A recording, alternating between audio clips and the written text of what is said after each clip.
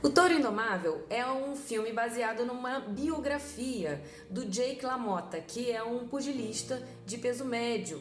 E o Robert De Niro, ele leu esse livro nos bastidores do Poderoso Chefão 2, quando ele estava filmando o Poderoso Chefão 2, e se apaixonou. É um projeto pessoal do De Niro, né?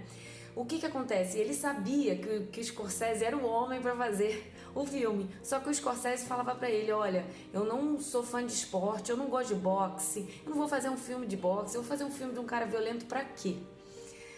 Mas acontece que a história desse filme também tem muito a ver com a história do momento do Scorsese, né? O Scorsese, ele teve problema com drogas e teve uma vida muito conturbada, e em determinado momento, ali em 78, em um dos festivais que ele estava participando, ele teve uma overdose. Foi para Nova York e ficou hospitalizado um tempão. E foi ali que o De Niro foi visitar, os dois eram amigos, né, pessoais, aquela altura eles já tinham filmado juntos o Taxi Driver, e o De Niro convenceu, porque o Scorsese, percebendo, né, ali sua vida, ali ele teve que mudar a sua vida, porque ou ele ia morrer, ou ele continuava, né, nas drogas, e enfim, ele teve uma overdose, uma hemorragia, ele podia realmente ter morrido. E aí ele começou a revisitar um pouco, né, a sua vida, a sua carreira, e ele percebeu que aquela história do Jake LaMotta não era uma história só sobre boxe, não era uma história só sobre um cara violento. O Touro Indomável é a história desse cara, Jake LaMotta, desse pugilista, que é um personagem frágil à beça, apesar de ser fortíssimo, apesar de ser violentíssimo. É uma história que fala sobre abuso, não só físico, mas também como emocional. É um personagem que tem uma baixa autoestima e ele é muito inseguro. E assim, tanto na carreira ele se fecha de algumas formas, né? Porque ele tem medo de ser passado para trás.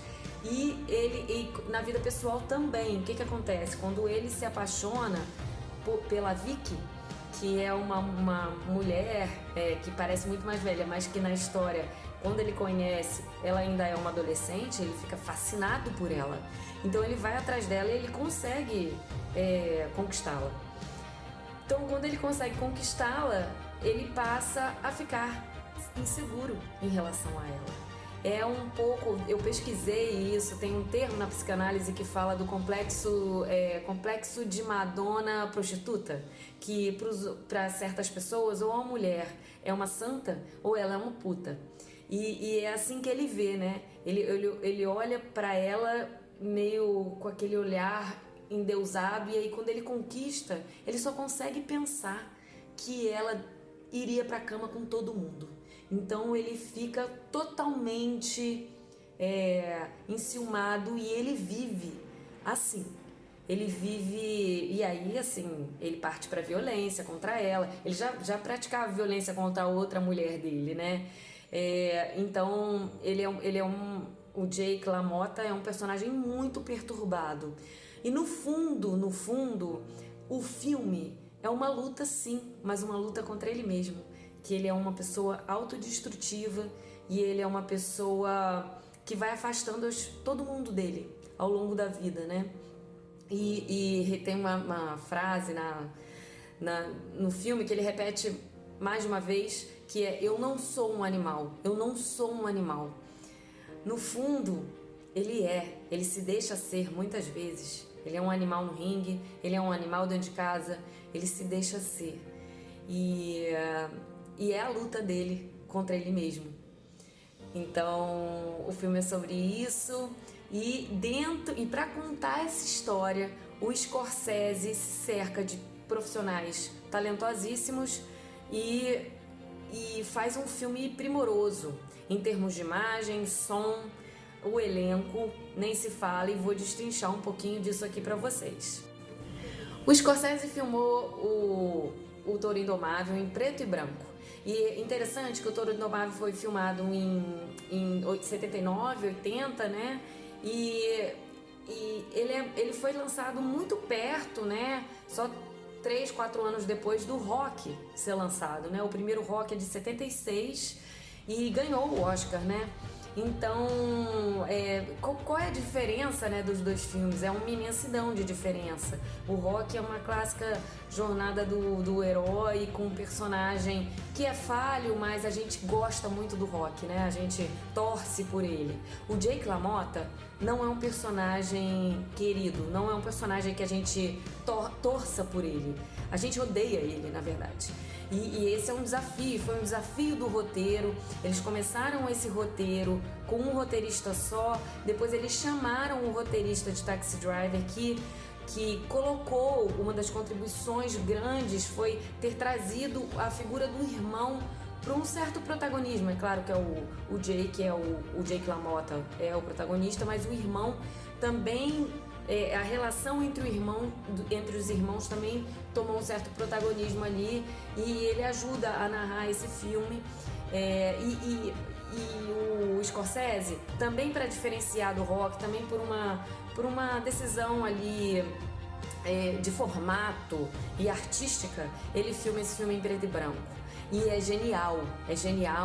O diretor de fotografia faz takes incríveis, ele brinca muito com a questão da luz e das sombras, porque o Jake LaMotta é um personagem cheio de sombras dentro, e tem várias cenas que tem muito isso, sombra e luz, e ele meio iluminado assim, para reforçar um pouco das profundezas, da complexidade desse personagem. Eu destaco aqui duas cenas, né? A primeira, que é uma obra-prima, é o Scorsese mostrando a violência de maneira muito poética. Uma música linda, e é a abertura do filme, tá, gente? Eu acho que vale a pena, pela abertura já vale a pena. É o Jake LaMotta ali no ringue, sozinho, e ele lutando sozinho. E assim, as cordas do ringue também aparecem, parece um pouco uma prisão. Ele tá preso ali, naquela vida dele, dentro desse drama com ele mesmo, e tá lutando contra ele mesmo. E o diretor de fotografia, para fazer essa cena, ele espocou vários flashes, ele tinha que sair correndo para espocar vários flashes, como se fossem flashes de repórter. Eles primaram muito pela qualidade técnica desse filme. E também tem a cena do clímax, né? Que ele bate a cabeça, ele já tá preso, e bate a cabeça na parede e fala: eu não sou um animal, eu não sou um animal. E ali, esse contraste da luz e das sombras é uma cena fortíssima e muito bem feita. E eu também queria falar de uma curiosidade aqui.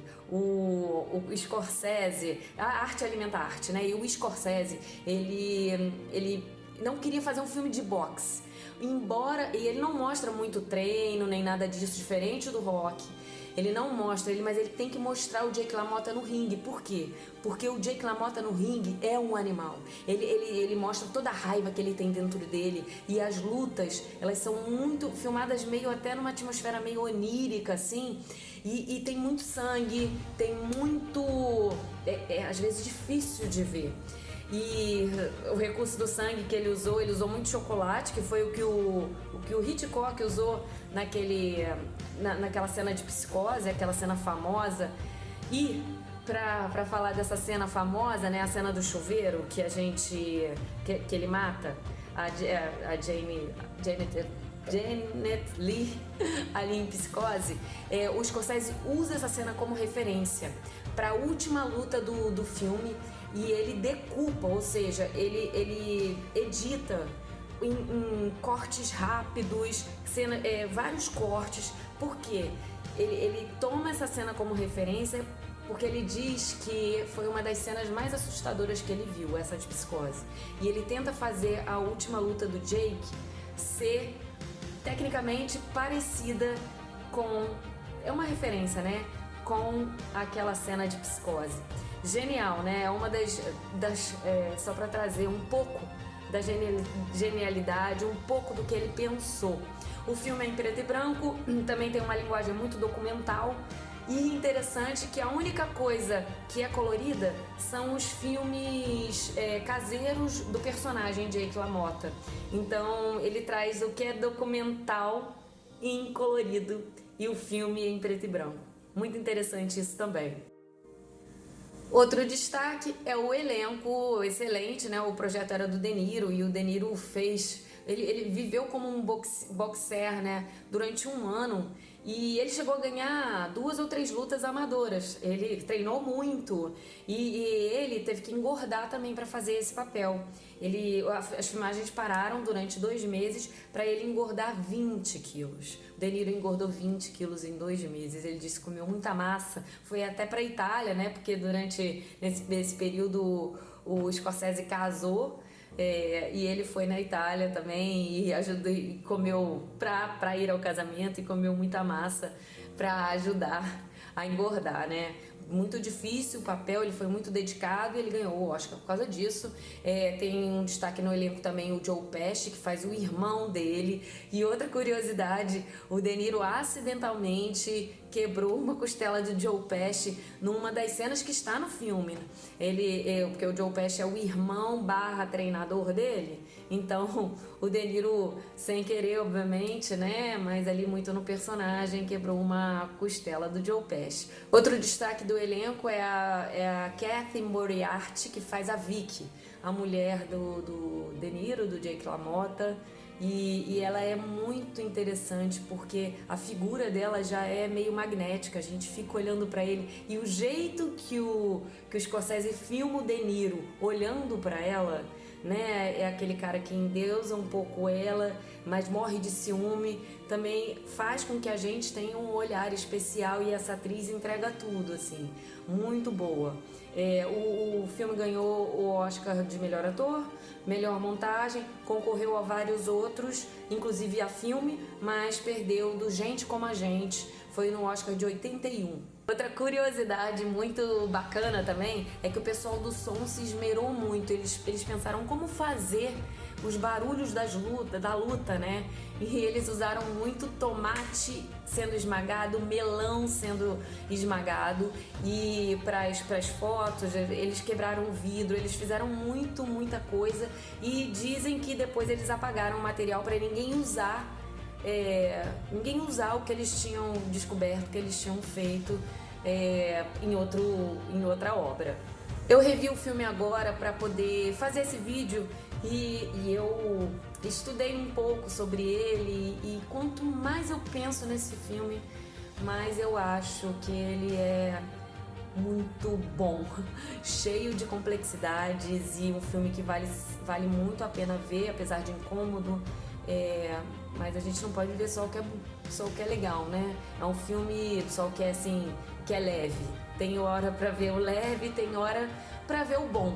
É um filme muito bem feito, assim, cinemão e tá no Prime Video. Então eu assim, super recomendo e quero saber o que vocês acharam. Conta pra gente.